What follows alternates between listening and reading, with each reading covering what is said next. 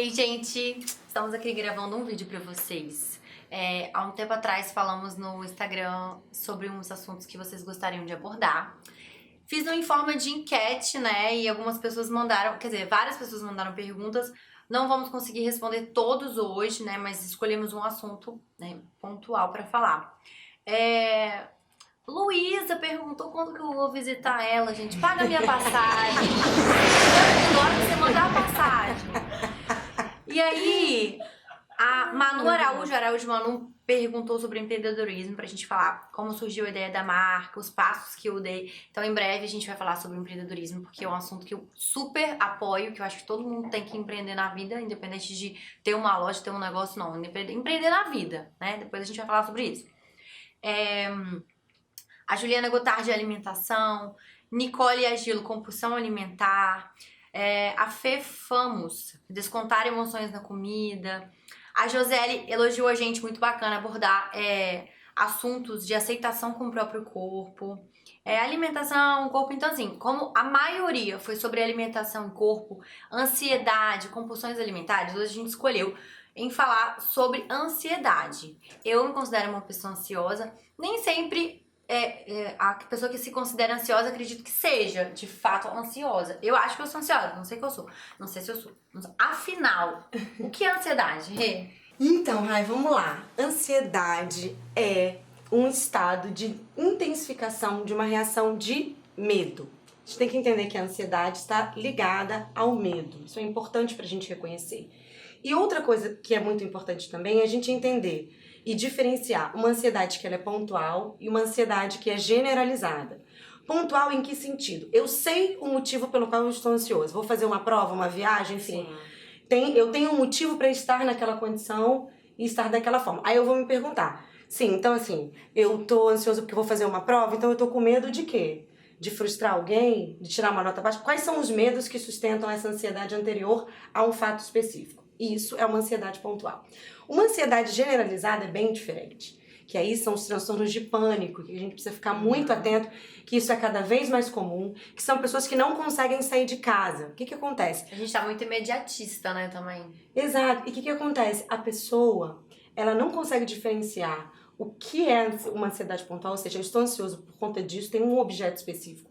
Ela sente medo de tudo, então tudo vira objeto de medo. Então sair na rua, pode acontecer isso, começa uma conjectura na cabeça e de que tudo passa a ser uma ameaça e passa a ser, enfim, um objeto de medo. Então a gente precisa estar muito atento para que as nossas ansiedades pontuais não virem ansiedades generalizadas. Sim. A gente tem que, por isso, cuidar, né, assim, entender nesse processo sempre de autoconhecimento, entender quais são os medos que sustentam a minha ansiedade, para que uma pontual não vire generalizada, né? Porque senão, se a gente não cuida desse processo, daqui a pouco eu tô em casa, não consigo sair, enfim, não consigo me relacionar com as pessoas porque, enfim, isso ganhou uma proporção. E a ansiedade, ela pode gerar, tipo, outras coisas também, né? Sempre tá associado a um milhão de coisas, né? Sempre tá associado. E aí, por isso que a gente precisa buscar ajuda. Pra entender a que ela está associada, né? E aí, buscando caminhos pra burlar isso. Agora, assim, eu tenho percepção, pelo que eu passo, né? Uhum. Que eu sou ansiosa, eu não sei se eu sou ansiosa sempre, eu não tenho esse domínio, assim, de entender o que eu sou. Se eu sou ansiosa pontual, vai lançar uma coleção, eu vou viajar, ou se eu sou ansiosa sempre. Mas a forma que eu tenho de descontar é comendo. Acho que a maioria das pessoas é comendo ou estão comprando, né? Uma compulsão aí pra... Aí, gente, eu vou passar a palavra pra Amanda, porque eu acho que ela vai saber responder melhor que eu sobre essa conexão, né, entre ansiedade e alimentação. Fala aí, Amanda, pra gente. Então, é uma condição frequente que a gente vê que as pessoas buscam o alimento como afago, para ter um prazer imediato. O próprio alimento, né, gera sensações boas e isso pode aliviar de alguma forma. Mas eu acho interessante falar em relação a esse controle que as pessoas precisam ter e se conhecer, porque muito da ansiedade está sendo levada para a alimentação. Então, por exemplo, eu atendo no consultório muitas pessoas que estão acima do peso ou até mesmo com obesidade Porque mantém o mesmo hábito, o mesmo padrão. É uma pessoa ansiosa, passa a semana inteira sobrecarregada e no final de semana ou à noite, quando chega do trabalho, ela vai fazer o quê? Vai comer, vai descontar na alimentação. Então, eu acho que... Ninguém que é ansioso pensa, eu sou ansioso, vou ali dar uma corrida. Sim. Pra passar a minha ansiedade. Ou até corre, mas depois chega em casa e come pra caramba. E aí, fazendo esse link, então, de alimentação e ansiedade, que muitas pessoas participaram aí na enquete da Água Azul. Então, eu acho que às vezes a gente precisa se conhecer mais e talvez romper com esse hábito que a gente tem. Muitas pessoas, na verdade, né? Não vou me incluir, mas a gente precisa sair da caixinha. As pessoas precisam sair da caixinha, precisam aprender a fazer coisas novas que não está ligado apenas com reunião em volta de alimentação e muita comida, porque além de adoecer o corpo, a gente mantém o adoecimento da mente, porque a gente não busca coisas novas, a gente não procura se entender, a gente não faz terapia, a gente tá ali sempre... E é muito difícil ter o autocontrole, sabe? Do momento de você dizer... Não, eu não preciso disso, não tenho que procurar outra forma, tá? Porque isso é um amadurecimento que vai É automático. Você liga o botão do automático e vai vivendo uma vida o tempo inteiro. Aí quando você vê, você tá em casa, em pânico, parado, gordo, né, em cima de um sofá, não consegue sair, porque aí você juntou as duas coisas, né, o extremo de uma compulsão alimentar, de uma alimentação, e o extremo da ansiedade. E aí você não sabe o que fazer, né? Então a gente não precisa esperar chegar nesse ponto para procurar ajuda. Então se você tem, né, assim, se você se reconhece ansioso, igual você tá dizendo que não sabe se diferenciar, isso é um ponto de alerta. É importante saber diferenciar se há uma ansiedade pontual ou se você... Com certeza a sua ansiedade é pontual. Se fosse generalizada, né, você não teria a vida que você tem hoje. Ela é pontual. Mas, assim, é importante olhar e cuidar disso. É muito importante que a gente tenha esse autoconhecimento que você está trazendo para entender o contexto de produção dessa ansiedade. Se ela é pontual, se ela é generalizada. Não vamos esperar, né, assim, a gente ter um grande problema para buscar ajuda.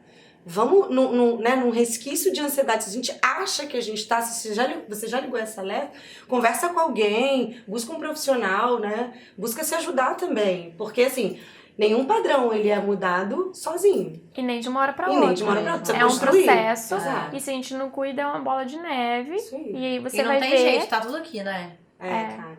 Tá tudo aqui, a mente controla tudo. Controla tudo. Agora, e o efeito sanfona? Porque... Como eu já falei em outros vídeos, eu sofro desde, né, eu já fui bem cheinha, aí já tive épocas mais magras, já tive épocas bem cheinhas.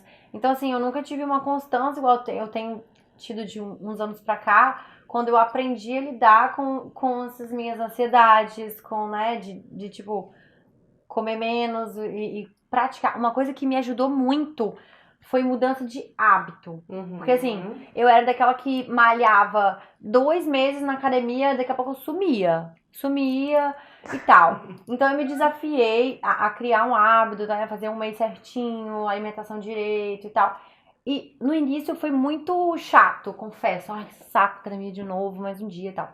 Mas aí quando você vai gostando do bem-estar que ele vai te trazendo, e daqui a pouco você já tá vendo uma mudança no corpo, aí você já tá gostando mais. E aí automaticamente o seu hábito vai mudando. Você tira o foco da comida, porque você viu o retorno no teu corpo, você viu o retorno no teu bem-estar. Então, opa, peraí, se eu comer esse monte de chocolate aqui, eu tô ansiosa, mas cara, eu vou comer esse monte de chocolate, poxa, eu perdi a academia ontem à toa, foi meu esforço. E aí, isso então, que você tá falando é que você recuperou o autocontrole, você assumiu o controle da sua vida. Na medida que você começa a pensar essas coisas, você assumiu, né? Porque antes você tava no automático e aí oscilando entre um padrão e outro, né? Quando você assumiu o controle e se percebeu e começou a partir da rotina, porque nada vem de graça. Você precisa ter uma rotina e você precisa repetir. Porque a gente está acostumado com o padrão há muito tempo. Então, assim, a gente precisa para criar outro padrão, a gente precisa repetir esse padrão. Até que isso vire uma rotina. Né? Então, você assumiu o controle da situação. E você já viu os ganhos disso, né? Isso é autoconhecimento. É você tomar a rédea da sua vida, né? É isso que você fez. E é difícil, porque às vezes você vê alguém que, assim, emagreceu. Amiga, você vê isso no seu consultório? Ah, emagreceu 40 quilos, mudança de hábitos. Você fala, não é possível. Essa pessoa emagreceu 40 quilos, não tomou nada, ou então não fez nenhuma cirurgia. Porque, pra maioria das pessoas, a mudança de hábito assusta. Ela é, tipo, impossível. Poxa, essa pessoa perdeu 40 quilos. Só de você pensar em mudar seus hábitos dá uma preguiça de começar. Então você fala, ai, tem que ir pra academia, nossa, ai, amanhã eu vou. Aí esse amanhã nunca chega. Então, assim, é doloroso. Eu acho que é por isso que é tão comum você ver pessoas na mesma e poucas pessoas mudando de fato, né? Porque toda mudança assusta e é difícil dar o primeiro passo, Tem né? que querer muito. Tem que querer muito. Então eu acho que, assim, primeiro de tudo, conscientização, né? Autoconhecimento, que acho que é uma coisa que tá ligada em todos os assuntos. Tudo que a gente for verdade. falar aqui, relacionamento. Autoconhecimento. Autoconhecimento. Então acho Porque que se você não se conhece, tudo. se você não sabe o porquê, ou então assim, historicamente, né, na sua vida, nós somos produtos da nossa história. Se a gente não entende por que a gente tá onde tá e como a gente foi parar nesses lugares, como é que a gente vai produzir alguma mudança? Sim. Então, o autoconhecimento é nesse sentido. Eu preciso entender como eu vim parar aqui, o que me motivou, né? O que vem de gerações em gerações, às vezes, da minha família, que me colocou no lugar onde eu tô hoje. Isso tudo é importante, né? Não tem como. É verdade. Tudo tipo, é autoconhecimento, vontade, né? E acompanhamento.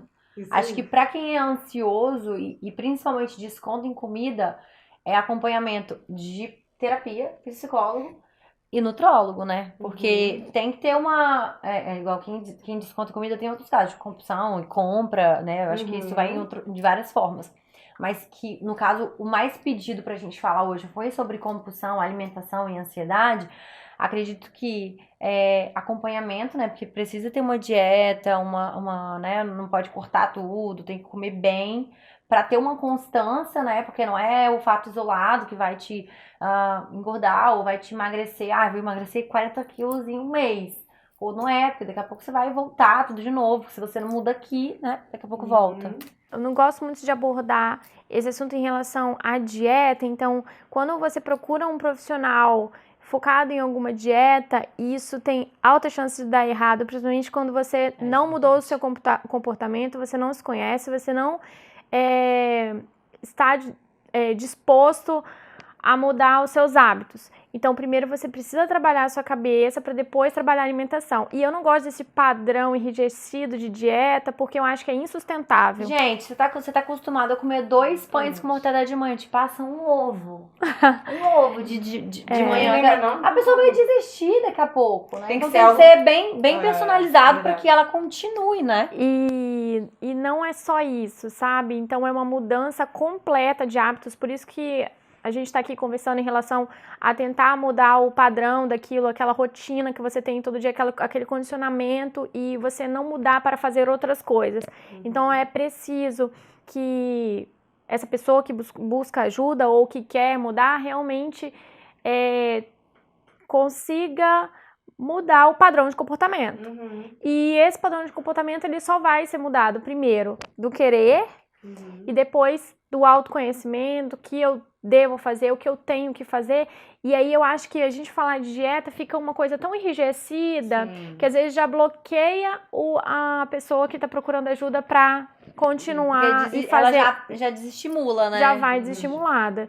Então acho que o mais interessante falar seria uma reeducação alimentar e não um padrão de dieta pré-estabelecido. Nossa, e porque eu acho que não é algo que seja contínuo. E não se sustenta. Não sustenta. Então é uma modificação do conjunto, do contexto. Muito bom. Então é isso, gente, ó. Se ame, se cuide, procure tratamento, procure uma vida melhor, porque tem caminhos, não é? É isso. Então tá, espero que tenham gostado. Beijo, Beijos e até a tchau. próxima.